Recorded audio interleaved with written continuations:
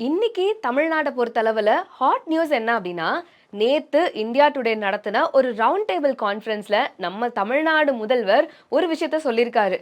தமிழக மக்களை பொறுத்தளவுல ஆட்சியில பங்கு ஒத்து வராது அப்படின்னு. ஆட்சியில் பங்குன்றது பத்தி அது தமிழ்நாட்டுக்கு ஒத்து வராது அப்படிங்கிறது எங்களுக்கு தெரியும், அவங்களுக்கு தெரியும். அப்ப எங்களோட கனவு கோட்டையெல்லாம் தகர்ந்து போச்சா? இவ்வளோ நாள் பிளான் பண்ணோமே அது எல்லாமே வேஸ்டான்னு சொல்லி ஒரு கட்சி பயங்கரமா கத்தி புலம்பிக்கிட்டு இருக்காங்க. அதை பத்தி தான் இந்த வீடியோல டீட்டெயிலா பார்க்க போறோம். ரியல் ஒன் நேயர்களுக்கு வணக்கம். எஸ், இந்தியா டுடே வந்து ஒரு ரவுண்ட் டேபிள் கான்ஃபரன்ஸ் நடத்துறாங்க. அதுல முதல்வர் கிட்ட நிறைய வகையான கேள்விகள் கேட்கப்படுது. நிறைய இடங்கள்ல அது வந்து ஒரு ட்ரால் மெட்டீரியலாவே மாறி இருக்கு. When did you fight your first election? Election MLA election 89. Patience is waning. 89. So that is 37 years, but you have been in politics almost for I entered 14 years. 40 years. 14 years. இதுக்கு தான் படிக்கடான்னு அடிச்சுக்கிட்டேன். 40 years. 14 years. அவர் பேசுறத பாருங்க, அவர் எப்படி பதில் சொல்றாருன்னு பாருங்கன்ற மாதிரி நிறைய விஷயங்கள் போனாலும் ஒரு குறிப்பிட்ட விஷயத்த முதல்வர் சொல்லியிருக்காரு. தமிழக மக்களை பொறுத்தளவுல ஆட்சியில பங்கு அப்படிங்கிறது ஒத்தே வராதுங்க. இருந்தாலும் காங்கிரஸ் எங்களுடைய கூட்டணி கட்சி அப்படிங்கிறப்போ ராகுல் காந்தி அவர்கள் எனக்கு சகோதரர் மாதிரி அப்படிங்கிற மாதிரி ரொம்ப பாசமாவும் பேசியிருக்காரு. ஆனா நாங்க கேட்ட கேள்விக்கு இது பதில் இல்லையே அப்படிங்கிற மாதிரி தான் எல்லாருக்குமே ஃபீல் ஆக ஸ்டார்ட் ஆயிருக்கு. முக்கியமா இந்த ஒரு பதில முதல்வர் எப்ப சொல்லியிருக்காரு அப்படின்னு பாத்தீங்கன்னா, சமீபத்துல தான் ஒரு நியூஸ் வருது. வர 22ஆம் தேதி தொகுதி பங்கீடு பேச்சுவார்த்தை அப்படிங்கிறது நடக்க போகுது அப்படின்னு சொல்லியிருந்தாங்க. சோ அதுக்கு முன்னாடி இப்படி ஒரு லைனை கொடுத்திருக்காரு அப்படின்னா, ஒருவேளை ஏதோ ஒரு கட்சிக்கு செக்மேட் வைக்கிறாரோ அப்படின்ற ஒரு கேள்வி வருது இல்லையா? எக்ஸாக்டா இங்க பெரிய அடி வாங்கினது காங்கிரஸ் தான். இன்னைக்கு காங்கிரஸை சேர்ந்த நிர்வாகிகள் தான் பல இடத்துல புலம்பிக்கிட்டு இருக்காங்க.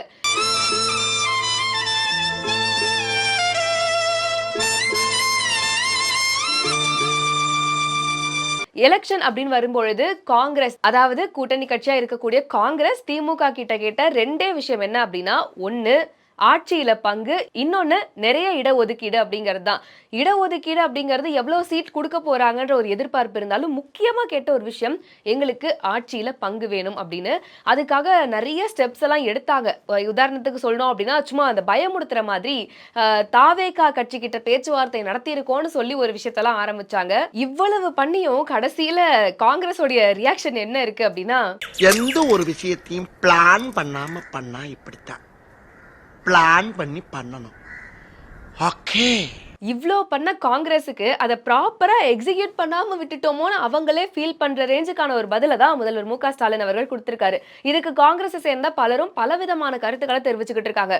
உதாரணத்துக்கு திரு செல்வ பெருந்தகை அவர்கள் என்ன சொல்றாரு, அதெல்லாம் ஒண்ணும் கிடையாதுங்க, காங்கிரஸுக்கும் திமுகவுக்கும் நடுவில் எந்த ஒரு பிரச்சனையும் எந்த ஒரு சலசலப்பும் ஏற்படாது, முதல்வர் தெளிவா யோசிச்சுதான் எந்த ஒரு முடிவா இருந்தாலும் எடுப்பாரு அப்படின்னு சொல்லியிருக்காங்க. ரொம்ப காம்ப்ளிகேட் ஆக்கிடாதீங்க. ஒருவர் கேட்கிறார், இன்னொருவர் தமிழ்நாட்டுக்கு உகந்ததில்லைன்னு சொல்கிறாரு. எங்கள் தலைமையும் தமிழ்நாட்டுடைய தலைமையும் சேர்ந்து பேசி இதற்கு ஒரு தீர்வு காண்பார்கள். இதனால் என்ன பிரச்சனை இருக்குது? எல்லோருக்கும் பேச்சு உரிமை இருக்குது, எழுத்து உரிமை இருக்குது, கருத்து உரிமை, அவங்கவுங்க கருத்தை அவங்கவுங்க சொல்கிறாங்க. ஆனால் முடிவு பண்ண வேண்டியவங்க யார்? தமிழ்நாட்டு தலைமையும் தேசிய தலைமையும் முடிவு பண்ண போகிறோம். எங்கள் அகில இந்திய காங்கிரஸ் கமிட்டி தலைமையும் இங்கே இருக்கின்ற திராவிட முன்னேற்ற கழகத்தின் தலைவர் மாண்புமிகு முதலமைச்சர் அண்ணன் தளபதியை சேர்ந்து ஒரு நல்ல முடிவு எடுப்பாங்க. இதனால் உடனே சொல்லிட்டாரு இப்படியா, இடது பக்கமா வலது பக்கமா பின்புறமா எப்படி, இதெல்லாம் இந்த ஸ்பெக்குலேஷன்லாம் தயவுசெய்து மீடியாவில் உருவாக்காதீங்க. இது தமிழ்நாட்டு மண்ணை காப்பதற்கான தேர்தல். இன்னொரு பக்கம் கொஞ்சம் ரீவைண்ட் பண்ணி பார்த்தோம் அப்படின்னா, 2 நாளைக்கு முன்னாடி ஒரு தகவல் வருது. யார் சொல்றது அப்படின்னா, கிரீஷ் சோடங்கர் அவர்களும் பக்கத்திலேயே செல்வ பெருந்தகை அவர்களும் தான் நிக்கிறாங்க. அவங்க பத்திரிகையாளர் சந்திப்புல சொல்லக்கூடிய ஒரு விஷயம், காங்கிரஸ் சார்பில் அலைன்ஸ் கமிட்டி அப்படிங்கிற ஒரு விஷயத்த நாங்க வந்து நவம்பர் மாசமே ஆரம்பிக்கிறோம். டிசம்பர் 3ஆம் தேதி முதல்வர் அவர்களை காங்கிரஸினுடைய இந்த அலைன்ஸ் கமிட்டிக்கு அழைக்கிறோம் இதை பத்தி டிஸ்கஸ் பண்றதுக்காக. ஆனா இன்னைக்கு வரைக்குமே அவர் தரப்புல இருந்து எந்த ஒரு பதிலும் வரவே கிடையாது. கிட்டத்தட்ட 70 நாட்களுக்கு மேல ஆயிடுச்சு, இன்னும் பதில் வரல அப்படின்ற ஒரு டயலாகையும் We are very clear. After the Congress president formed a alliance committee in the month of November, the committee comprising of 5 members, we called on the Honorable Chief Minister on 3rd December. Now today it is almost 70 days. We are completing more than 2 months.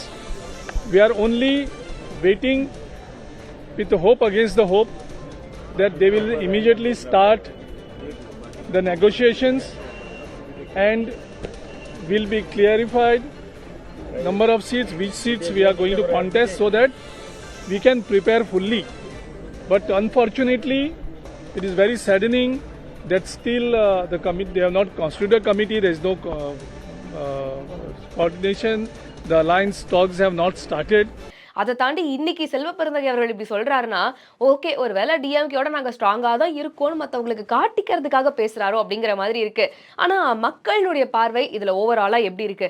அவங்க தான் வந்து உங்களுக்கு சோறு போடுறதுக்கே ரெடியா இல்லையே, நீங்க ஏன் 70 நாளைக்கு மேல பட்னியா வெயிட் பண்றீங்க அப்படிங்கிற மாதிரி தான் இருக்கு. கூட்டணி கட்சி ஒரு கோரிக்கையை வைக்கிறாங்க, அதை செவி கொடுத்து கேட்டு அதுக்கான பதில கொடுக்கறதுக்கு கூட இன்னும் தயாரா இல்லாத ஒரு கட்சி 70 நாட்களுக்கு மேல ஒரு கட்சியை வெயிட் பண்ண வைக்கிறாங்க அப்படின்னா கூட்டணிகள் எந்த மாதிரி இருக்கு? இன்னொரு பக்கம் கம்யூனிஸ்ட் கட்சியை சேர்ந்த திரு சண்முகம் அவர்கள் என்ன சொல்றாரு, எங்களுக்கு வந்து இந்த ஆட்சி பங்கு அதெல்லாம் கிடையாதுங்க, மத்த கட்சி மாதிரிலாம் நாங்க எதிர்பார்க்கவே மாட்டோம்ன்ற மாதிரி காங்கிரஸ் ஒரு ஊமு குத்தா குத்துறாரு. பிசிகாவை பத்தி சொல்லவே வேண்டாம், எப்பயுமே வந்து திமுகவுக்கு ஒரு அடிமையா, ஐயோ அது என்ன சொல்லுவாங்க, ஒரு விசுவாசியா இருப்போம் அப்படிங்கிற மாதிரி அவங்களும் அவங்களோட பெர்ஃபார்மன்ஸை கரெக்டா பண்றாங்க. ஆனா இந்த இடத்துல நம்ம ஒரு விஷயம் யோசிக்கணும், பாஜகவும் அதிமுகவும் கூட்டணி வச்சாங்க அப்படின்னு சொன்னப்போ அந்த கூட்டணி எல்லாம் வீக்குங்க, வேஸ்ட்டுங்க, சீக்கிரம் உடஞ்சிரும்ன்ற மாதிரி திமுகவை சேர்ந்த பலரும் விமர்சனங்கள் சொன்னாங்க. இன்னைக்கு நம்ம அவங்களுடைய கூட்டணி ஸ்ட்ராங்கா தான் இருக்கு, அவங்க ஒரு பக்கம் அவங்க வேலைகளை செஞ்சுட்டு தான் இருக்காங்க.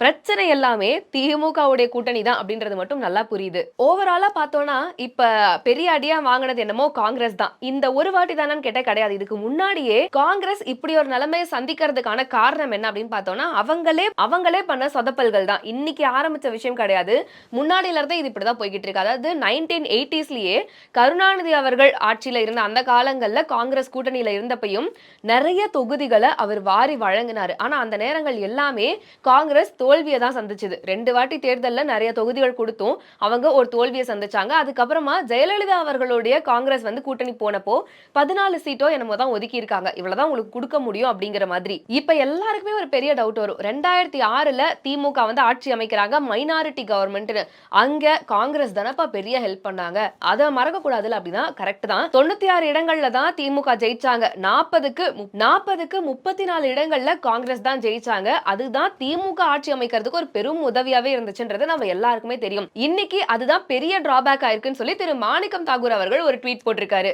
அப்படி ஒரு வெற்றியை பார்த்தப்பவே காங்கிரஸ் இறங்கி எங்களுக்கு ஆட்சியில பங்கு வேணும் அப்படின்னு கேட்டிருந்தாங்கன்னா இன்னைக்கு இந்த விஷயங்கள் எல்லாமே சுலபமா நடந்திருக்கும். அன்னைக்கு ஏன் அவங்க அதை கேட்காம போனாங்க அப்படிங்கிறதுக்கான விளக்கம் இன்னைக்கு வரைக்கும் யாருக்குமே தெரியாது. அண்ட் அது மட்டும் இல்லாம தமிழ்நாட்டை பொறுத்தளவுல மக்களுக்காக நாங்க இதெல்லாம் செஞ்சிருக்கோம், ஒரு கட்சியா நாங்க இவ்வளவு பண்ணியிருக்கோம் அப்படின்னு காங்கிரஸ் ஸ்ட்ராங்கா கேட்கறதுக்கு எந்த ஒரு நடவடிக்கையுமே எடுக்க கிடையாது.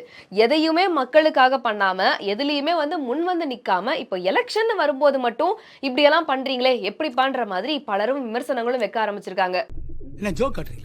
என்ன ரங்கா ஜோக் காட்டுறீங்களா எல்லாரும்? சோ ஓவராலா பார்த்தோம்னா 2016ல 41 சீட்டுகள் கொடுத்திருக்காங்க, 2021ல 25 சீட்டுகள் தான் கொடுத்திருக்காங்க. இப்ப வரப்போற தேர்தல்ல காங்கிரஸுக்கு எவ்வளவு சீட்ஸ் தான் ஒதுக்க போறாங்க அப்படிங்கிறது ஒரு பெரிய கொஸ்டினா இருக்கு. ஏன்னா இதுக்கு முன்னாடி பீகார் எலெக்ஷன் வந்தப்பையும் அதுக்கு முன்னாடி ஒரு பேச்சுவார்த்தை எல்லாம் போச்சு, பீகார் தேர்தல்ல காங்கிரஸ் எவ்வளவு தொகுதிகள் ஜெயிக்கிறாங்களோ அந்த தொகுதி எண்ணிக்கையை இங்க தமிழ்நாட்டுல கொடுக்குறோன்ற மாதிரி சொல்லியிருந்தாங்க. ஆனா அவங்க நல்ல நேரமா இவங்க கெட்ட நேரமான்னு தெரியல, பீகார்ல மொத்தமே 6 தொகுதிகள்ல மட்டும்தான் காங்கிரஸ் ஜெயிச்சாங்க. ஒரு அசிங்கமாய் போச்சு குமார். வெறும் 6 தொகுதியை தமிழ்நாட்டுல கொடுத்தா காங்கிரஸ்னு ஒரு கட்சி இல்லாமலே போயிடுமே அப்படிங்கிற ரேஞ்ச் தான் போயிட்டு இருந்துச்சு. இப்போ இவ்வளவு பிரச்சனைகள் வந்திருக்குன்றப்ப தொகுதிகள் முதல்ல கொடுப்பாங்களா இல்ல கட்சியில ஏதாவது பிளவு வர்றதுக்கான வாய்ப்புகள் இருக்கா அப்படின்னு நிறைய விமர்சனங்கள் போய்கிட்டு இருக்கு. இப்போ இது யாருக்கு ஒரு பெரிய அட்வான்டேஜா போகுது அப்படின்னு பார்த்தோம்னா கண்டிப்பா தாவேகாவுக்கு தான் போகுது. ஏன்னா முன்னாடில இருந்தே சொல்லிட்டு இருக்கிறது 2 ஸ்ட்ராங் அலையன்ஸ் இருக்கு அப்படிங்கிறப்போ அதை தாண்டி வந்து தாவேகாவுக்கு ஓட் போறதுக்கு வாய்ப்பு கம்மிப்பா, ரொம்ப கஷ்டம் தான். ஏதோ ஒரு அளவுக்கான ஓட்ஸ் அவங்க வாங்குவாங்க அப்படின்ற மாதிரி சொல்லியிருந்தாங்க. சோ நிறைய அசம்ஷன்ஸ் எல்லாம் போச்சு, ஒருவேளை தாவேகாவோட அதிமுக சேர்ந்தா ஜெயிக்கிறதுக்கான வாய்ப்புகள் இருக்கு அப்படின்னு. ஆனா பாஜக இல்லாம அதிமுக வரமாட்டாங்கன்றதுனால அந்த கூட்டணி பிரியாது. அடுத்து இருந்த டார்கெட் டிஎம்கேவும் காங்கிரஸும் தான். ஆனா இன்னைக்கு அவங்களுக்குள்ளே ஒரு பிரச்சனை ஏற்படுதுங்கிறப்ப காங்கிரஸ்ல இருக்க நிறைய பேரு தாவேகாவுக்கு போயிட்டா பெட்டர் அப்படின்னு சொல்ல ஆரம்பிச்சிருக்காங்கன்ற தகவல் வருது. அப்படி ஒருவேளை காங்கிரஸ் தாவேகாவோட சேர்ந்துட்டா கண்டிப்பா டிஎம்கேக்கு ஒரு பெரிய சரிவு ஏற்படும் அப்படிங்கறதுல சந்தேகமே கிடையாது. இந்த இடத்துல தான் முதல்வர் மு.க. ஸ்டாலின் அவர்கள் ஒரு பெரிய சூட்சமத்தையே கையில எடுக்கிறாரு.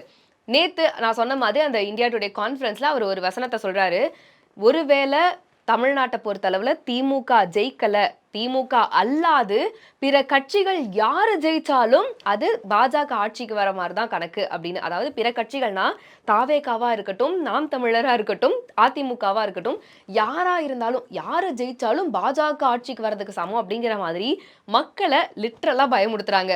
திமுக அரசு தொடர்ந்தாதான் தமிழ்நாட்டோட எதிர்காலம் நல்லா இருக்கும்னு மக்கள் எங்கள் மேலே நம்பிக்கை வச்சிருக்கிறாங்க. பாஜகவோட பாசிச அரசியல் தமிழ்நாட்டுக்கு நிச்சயம் நிச்சயம் நிச்சயம் இது எடுபடாது, நிறைவேறாது. திராவிட மாடல் 2.0வில் தொடர்ந்து வளர்த்தெடுப்பது நிச்சயம். தமிழ்நாடு வெல்லும். அதாவது முதல்வர் என்ன சொல்றாருன்னா, தெரியாத பேயை விட தெரிஞ்ச பிசாசே மேல், பாத்துக்கோங்க, பார்த்து முடிவெடுங்க. பாஜக வரக்கூடாது அப்படின்னு நினைச்சீங்கன்னா வேற எந்த கட்சியுமே ஜெயிக்க கூடாது, டிஎம்கே மட்டும்தான் ஜெயிக்கணும் அப்படிங்கிற மாதிரி லிட்ரலா மக்களை பயமுறுத்தி வைக்கிறாரு நம்ம நினைக்கிறோம். ஆனா இந்த இடத்துல திமுக தான் பயந்து போயிருக்கோம். அப்ப பிற கட்சிகள் யாரு வேணாலும் வர்றதுக்கான வாய்ப்புகள் இருக்குன்னு முதல்வரே நம்புறாரு.